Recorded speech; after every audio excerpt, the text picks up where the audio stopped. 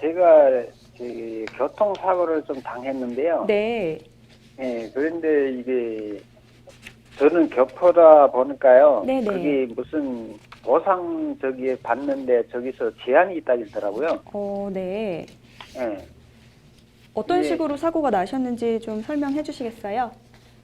전화게 저녁 퇴근해가지고 집에서 밥 먹고 이렇게 슈퍼 가다가 네. 집 옆에 그 골목에서 그 사람이 이게 큰 도로에서 이게 골목으로 들어오다가 나를 이렇게 쳤거든요.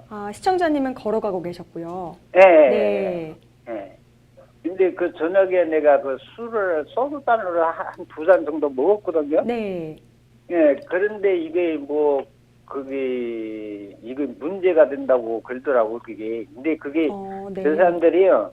저기 얘기하는 거는 거기가 이거 보도가 이게 보도블로 깔린지 아니면 안 깔린 데는 보도로 저거 안 한다 그러더라고요. 네. 인정. 예. 보도가 근데 아닌 곳으로 걸어가고 계셨어요? 아니 거기는요. 네. 여기 옆에 거기 큰 게 옆에가 저기 앞 옆에가 그 전부 식당 그런 저거라. 네. 그 식당에서 그 도로에서 식당 올라가면 약간 이렇게 언덕막이거든요. 이렇게 네네. 크기로.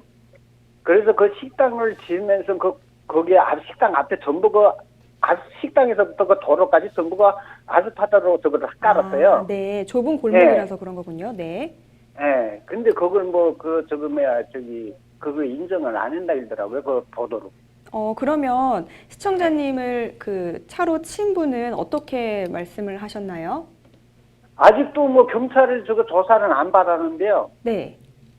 저기 내가 이거 그러다 보니까 이런 저걸 모르니까 이런 법을 모르니까 내가 그 손해사정을 하나 샀거든요. 네. 하나 대리 저걸 했는데 네. 그분이 전화 와가지고 나보고 저거 얘기하더라고요. 그거를 네. 며칠 전에. 예. 그래서 네. 그러면서 보상의 저거는 나는 그 취업비자로 그 H2로 왔잖아요. 네.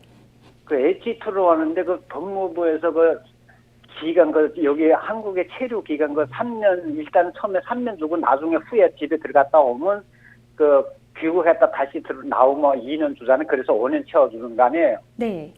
그런데 그 3년밖에 인정을 안 했다는 거죠. 지금 네. 몇 년째 살고 계신 거예요? 지금 2년 됐죠. 지금 내년 5월달 돼야 딱 맞는 3년이거든요. 네네. 네. 그럼 그 사고 당시 좀 주변에서 좀 목격한 사람 있을까요?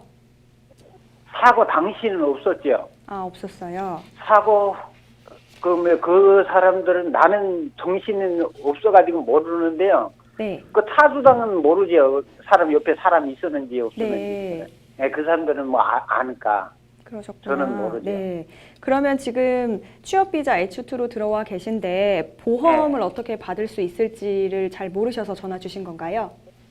예, 근데 그때 그거 보험 저거보다는 저걸 따진다 그러더라고요. 보험사에서 이게 한국 평균 임금하고 중국의 뭐 평균 임금 그걸 따져가지고 뭐 한다 그러더라고요. 그런지. 그러면 지금 중국 분이시니까 중국 평균 임금으로 나온다라고 들으신 거예요? 예, 그런 적으로 하더라고요. 그래서 저는 그런 법이 있나, 난 그래가지고, 네. 예, 난 그런 걸 못 뜯었거든요, 그거는. 그러시군요.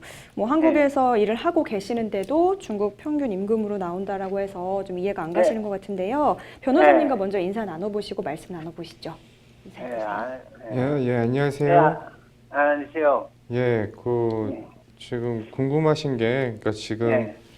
그 손해배상 항목 중에는 그 일실수익 네. 손해라는 게 있는데, 그 일실수익 손해는 내가 이걸 다쳤을 때 이제 다침으로 인해서 잃어버린 노동 능력만큼 이제 배상이든 보상이든 뭐 받는다라고 생각을 하시면 될 것 같아요.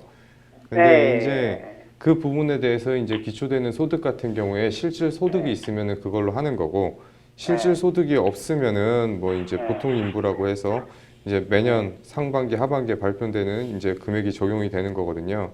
근데 지금 문제는 이제 상담자분께서 이제 교포라고 말씀을 하셨잖아요. 그리고 H2 비자로 들어와 있다라고도 하셨어요. 근데 지금 이게 한국의 체류 기간이 그러면 최대 5년인 거예요, 지금? 그렇죠. 그거는 이제 3년 처음에 일단 들어오면 그거 교육받고 하면 그 외국인 등록증 주잖아요. 그거 3년 준다고요, 처음에. 예. 그리고 들어갔다 귀국했다 오면 그러면 나머지 2년 채워주거든요. 네. 예. 그래서 근데 지- 그 3년밖에 그 처음에 3년 그거만 인정해 준다는 거죠 지금. 네. 뭐 그거에 대해서는 사실 뭐 애매한 부분이 있긴 해요. 왜냐하면은 뭐 2년은 연장을 할 수 있다라고 지금은 말씀하시지만 뭐 그게 확정적으로 연장되는 건가요, 그러면?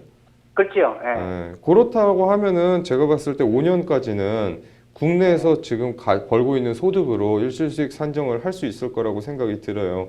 그 근거가 뭐냐면 뭐 이런 사고가 처음 있는 게 아닐 거 아니에요.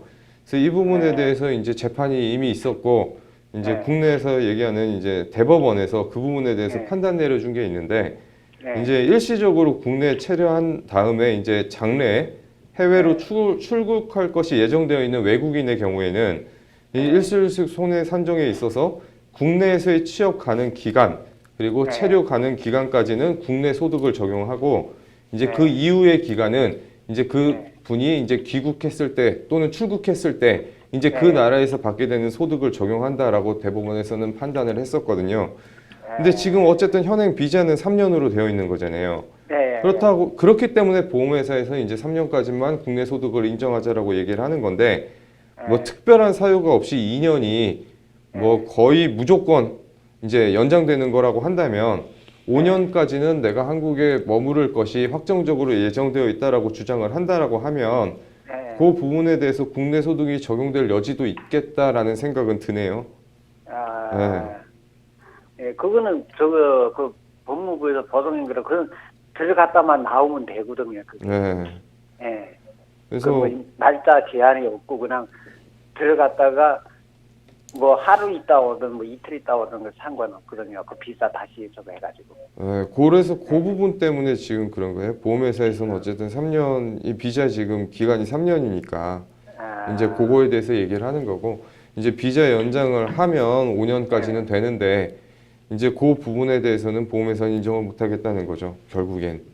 그래서 그 부분에 대해서는 다툼이 있는데 지금 뭐 손해사정사를 선임하셨다라고 하니까 그 손해사정사 분께서는 어떻게 업무를 진행할지는 잘 모르겠습니다만 그 부분을 통해서 사실 이게 보험회사랑 합의를 한다라는 거는 반드시 이런 지금 뭐 대법원에서 판시한 사항에 얽매여지는 건 아니거든요. 그러니까 합의라는 건 양 당사자가 결국에는 원만하게 합의가 되면은 그 범위 내에서 합의가 충분히 이루어질 수 있는 여지가 있다고 생각이 들어요. 그래서 손해사정사분한테 그런 사정을 좀 얘기를 해서 그 부분에 대해서 인정받을 수 있도록 업무를 추진해 주면 안 되겠느냐라고 요청을 한번 해 보시는 게 어떨까 싶어요.